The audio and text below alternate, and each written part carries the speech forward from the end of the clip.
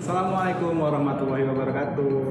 Selamat pagi, selamat siang, dan selamat malam, selamat lingkungan. Hmm, Bagaimana kabarnya hari ini? Semoga selalu dalam keadaan yang sehat selalu ya. Jadi pada kesempatan ini saya Ardian diberikan kesempatan yang baik untuk ngobrol nih dengan salah satu narasumber yang keren.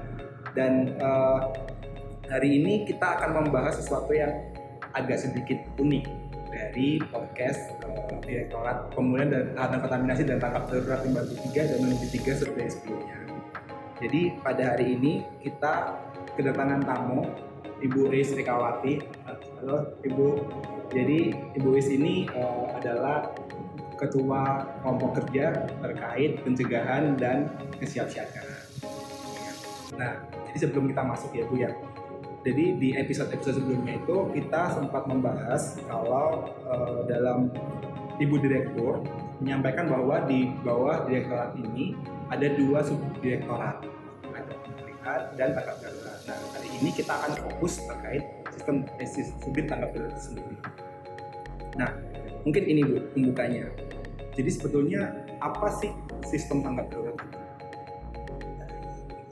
Saya coba menjawab ya Mas Ardian, terima kasih sudah diberi kesempatan.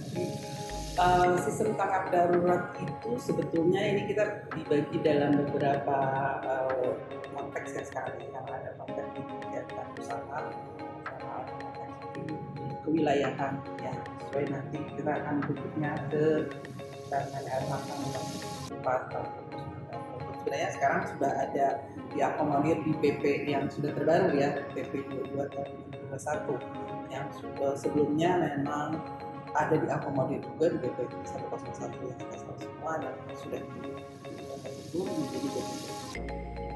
Yang dimaksud sistem tanggap darurat adalah mulai dari bagaimana kesiapsiagaan dibangun atau pencegahan, kemudian bagaimana kondisi-kondisi keadaan darurat terjadi, sehingga itulah yang menjadi fungsi-fungsi penanggulangan misalkan yang harus dilakukan. Jadi pada prinsipnya ada dua hal penting, mulai dari infrastruktur sama fungsi-fungsi penanggulangan. Jadi sebenarnya dua hal yang memang harus ada dibangun dalam sistem. Prinsipnya seperti itu, Mas Adi. Berarti memang fokusnya, tapi untuk pekerjaan Ibu sehari-harinya fokusnya memang di bagian untuk menyiapkan ya, menyiapkan dan sebisa mungkin memitigasi bagaimana agar tidak terjadi kegiatan penanggulangan. Nah, kalau begitu apa Bu sebetulnya yang sudah pemerintah lakukan untuk menyiapkan baik dari sisi pelaku usaha maupun dari sisi mungkin kabupaten kota, provinsi, bahkan di tingkat yang paling atas nasional gitu Pak. Baik, jadi kami memang jadinya punya PR sebetulnya ketika kita sudah menuangkan dalam satu peraturan, artinya bagaimana supaya itu bisa diimplementasikan. Yang sudah kita lakukan saat ini sebetulnya yang diawali dari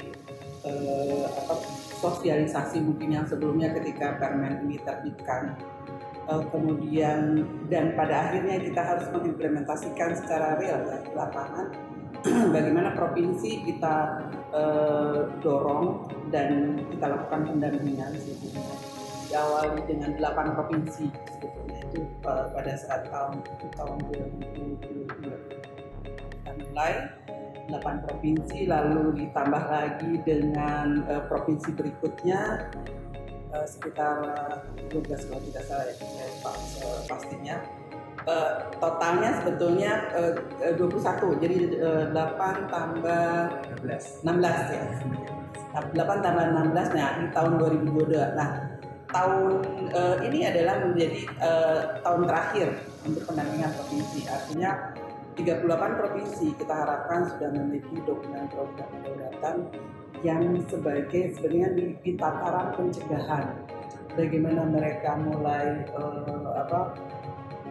mengidentifikasi apa sih yang menjadi potensi-potensi kedaulatan mereka, baik di wilayah kabupaten kota dan provinsi. Nantinya akan mengikuti ya kabupaten kota.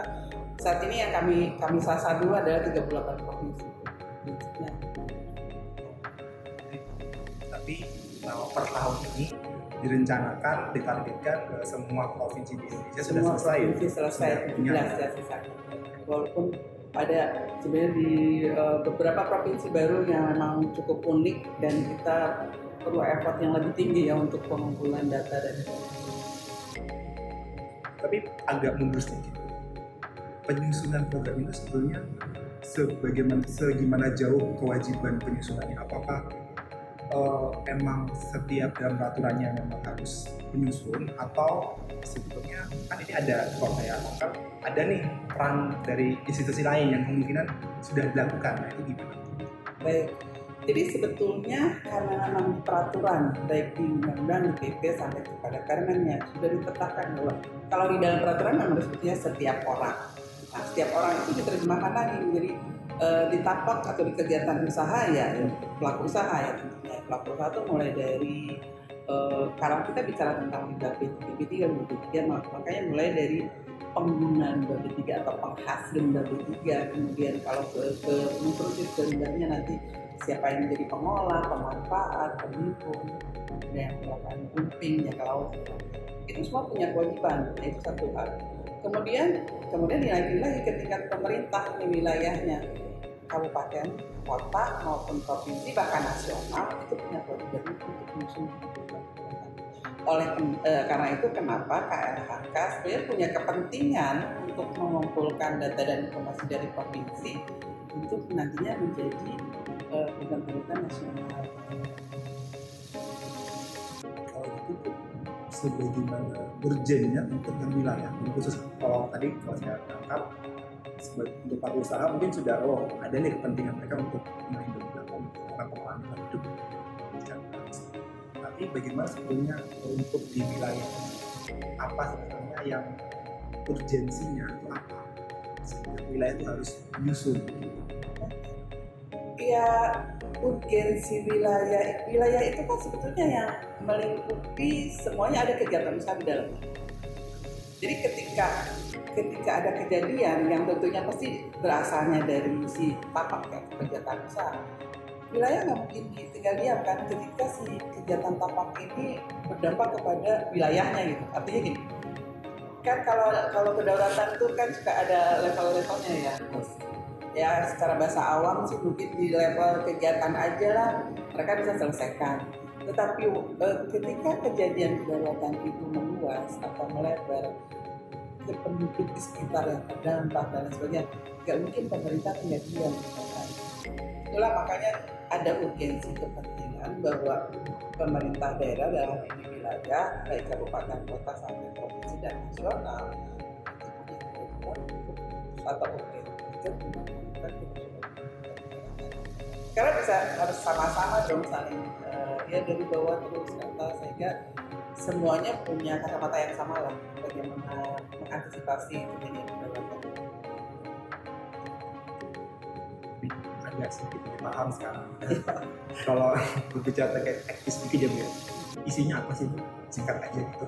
Baik, jadi program kedaulatan ya, kalau kita merujuk kepada yang ada di dalam Permen 74 2019 sebenarnya secara prinsip sangat singkat, secara prinsip, tapi walaupun dalamnya itu lumayan rumit gitu kan kalau memang betul-betul di dalamnya. Ada sebenarnya prinsipnya ketika kita bicara wilayah, ketika kita bicara wilayah, maka wilayah itu harus bisa menerjemahkan atau mengidentifikasi bagaimana kondisi wilayahnya secara topografi, ya karena itu kan sangat berpengaruh.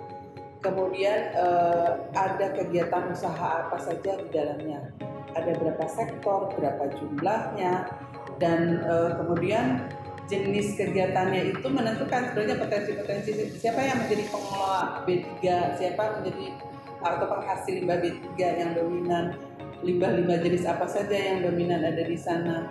Karena itu akan menentukan nanti untuk analisis risikonya. Nah ini di bab 1 tadi kita bicara tentang latar belakang, kondisi wilayah, penduduknya berapa banyak, dan sebagainya.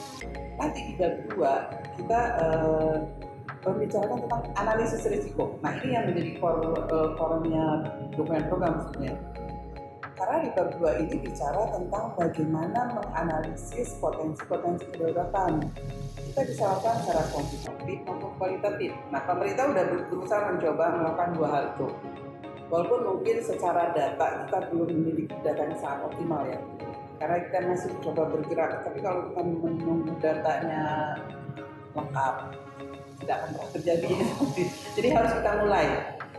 Kita mulai dengan data yang ada sehingga nanti di dalamnya kita sudah mengarahkan kepada teman-teman wilayah bahwa katakan bahwa data yang ditampung itu berapa persen dari keseluruhan data yang ada. Itu menjadi disclaimer-nya. Nah, itu di bab 2 sehingga nanti kita tahu analisis resiko dari wilayah A ini ada di tingkat misalkan rendah secara kualitatif ya, atau ada di tingkat sedang atau bahkan tinggi gitu. Karena ada pengaruh juga dari indeks risiko kebencanaan. Jadi kita juga mengakomodir apa yang sudah ditetapkan oleh teman-teman BNPB bahwa di situ mereka sudah menetapkan HIPI untuk masing-masing provinsi ya. Nah, ini yang kita tarik sebagai salah satu parameter untuk mengalami analisis resiko. Nah, dari bab 2 ini akan diterjemahkan ke bab-bab berikutnya, terutama bab 3 dan bab 4 untuk menentukan infrastruktur. Infrastruktur dan fungsi-fungsi penanggulangan yang tadi saya bilang di depan. Jadi ini sebetulnya prinsipnya yaitu 3 analisis resiko, bagaimana menentukan infrastruktur, bagaimana menentukan fungsi-fungsi penanggulangan ketika kejadian kedaruratan terjadi, walaupun kita harapkan itu mungkin prinsipnya. Ya, isinya ini ya Bu ya. Kalau dari isi mungkin skala wilayah itu sebenarnya harus bisa menggambarkan, mengambil gambar besarnya kondisi wilayah mereka seperti apa. Jadi betul-betul disampaikan identifikasi risikonya, lalu bagaimana keindeksannya, maksudnya kira-kira mereka tuh di level berapa gitu, sampai nanti menentukan kira-kira apa yang perlu mereka persiapkan dan bagaimana untuk mengaktifasi ketika ada eskalasi. Jadi itu ya itu yang disebut materi dosen itu kan bagaimana memitigasinya. Kemudian nanti kita akan memang kami di pemerintah di pusat ya mau menentukan bagaimana sebetulnya indeks kedaruratan secara nasional dengan data-data yang tadi kita kumpulkan gitu, atau dengan analisis yang per provinsi kita lakukan. Kita tarik nanti menjadi indeks nasional untuk kedaruratan B3 dan B3.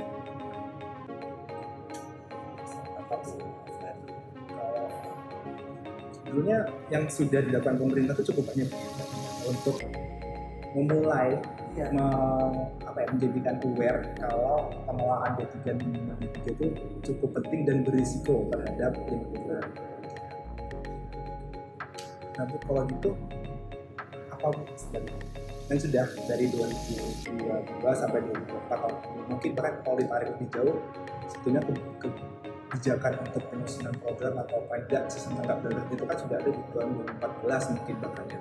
Nah itu tuh apa kira-kira tantangan dan hambatannya sama ini? Tantangan itu sebenarnya kalau ini secara umum Indonesia ya, bisnis as usual selalu bicara tentang data. Ya ini sebetulnya memang harus kita sama-sama perbaiki. Kita kadang-kadang ditanya baseline data aja masih kebingungan. Iya. Ya kan sampai sekarang misalkan mau nanya baseline data tentang pengelolaan B3 dari tahun terbitnya PP lah katakan 2014 sampai 2024 seperti apa baseline-nya saya sih belum optimal ya, tapi itulah kita yang kita upayakan. Dan teman-teman di KLK sebetulnya kan sudah membuat satu aplikasi secara online pelaporan dan sebagainya, sebenarnya sudah menjadi tahapan upaya untuk lebih maju, untuk lebih advance gitu, karena di samping secara lingkungan juga meminimisasi paperless dan lain sebagainya ya. Kemudian di sisi lain juga sebenarnya memicu teman-teman kegiatan usaha untuk bisa sesegera mungkin membuat laporan yang benar kan gitu. Karena kita tidak punya data yang benar karena memang data yang dilaporkan juga belum optimal gitu. Nah ini yang memang menjadi kendala kita bersama selalu gitu. kalau data dan informasinya udah firm, menurut saya itu pasti semuanya ya akan berujung lebih mudah mungkin untuk tadi ya dalam analisis kompetensinya dan sebagainya. Saya bisa. Ya, tapi kedepannya ya kita harus optimis ya dengan upaya-upaya yang sudah kita lakukan, dan bisa semakin inilah masyarakat akan mungkin pemerintah daerah dia semakin aware terkait pengolahan media dan juga nah, Bu, kira-kira nih ke depannya apa yang mau dilakukan KLHK untuk ini tuh isu ini akan tereskalasi? Ya betul, kemarin mungkin ketika kita tahu bersama ya, ketika kita mengikuti dan menghadiri rakornasnya KLHK ya, maksudnya KSLD 3, itu kan Menteri KLHK sudah meluncing bersama didampingi Dirjen KSLD 3 untuk pusat kedaruratan tentang pengelolaan B3 B3 yang akan kerjasamakan dengan BNPB nantinya. Karena BNPB menjadi koordinator ketika terjadi kebencanaan, kedaruratan secara nasional. Kita berkolaborasi dengan teman-teman BNPB dan lain. Itu satu, sehingga kedepannya, rencana kedepannya adalah kita akan membangun pusat-pusat kedaruratan di 6 regional.